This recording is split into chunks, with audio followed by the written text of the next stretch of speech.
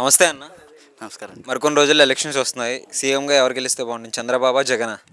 చంద్రబాబు గురించి ఎందుకు మాట్లాడడం? జగన్ 100% విన్ను. ఎందుకండి? ఎందుకంటే అతను చెప్పిన పథకాలు, ఆ సచివాలయం వ్యవస్థ, పింఛను విధానాలు అన్నీ 100%.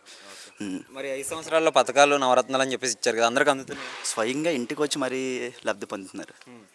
ఇంతకుముందే తిరిగేవారు, ఇప్పుడు అది తిరగాల్సిన అవసరం లేదు. ఎందుకంటే వాలంటీర్ వ్యవస్థ ఒకటి ఉంది, సచివాలయం వ్యవస్థ.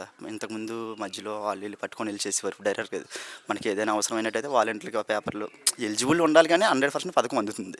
మరి సచివాలయాలు వాలంటీర్ ద్వారా మంచి జరిగిందంటారు జనాలు? 100% సార్, 100%. ఓకే.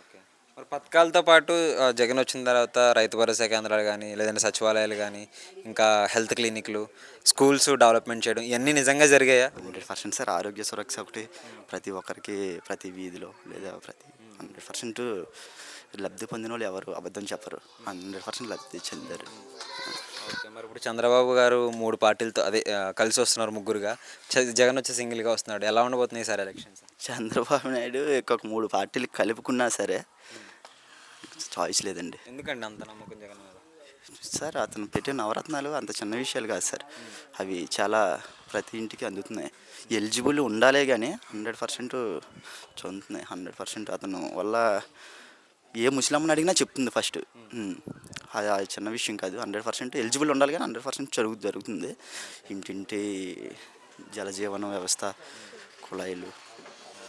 మరి ఇంకొకటి జగన్ గారు కొత్తగా ఒక మేనిఫెస్టో రిలీజ్ చేశారు. అలాగే చంద్రబాబు కూడా మేనిఫెస్టో రిలీజ్ చేయడం జరిగింది. ఎవరు మేనిఫెస్టోని జనాలు నమ్ముతారు? సార్ మీకు సింపుల్గా చెప్పాలి అంటే, ఈ 5 సంవత్సరాల్లో జగన్ అన్న పెట్టే మేనిఫెస్టో 100% అమలు జరిగింది. ఆ ముందు జరిగే మేనిఫెస్టోలో ఎన్ని మైనస్లు ఉన్నాయి, ఎన్ని మేనిఫెస్టోలో ఉన్నాయి. అసలు ఆ మేనిఫెస్టో గెలిచిన తర్వాత కొన్ని కిందనే కలిసిపోయాయి.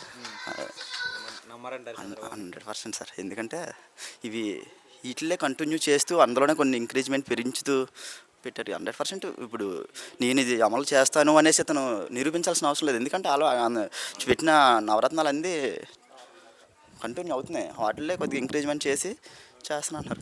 నమ్మపోవడానికి ఏముంది? ఒక మాటలో నెక్స్ట్ సీఎం జగన్.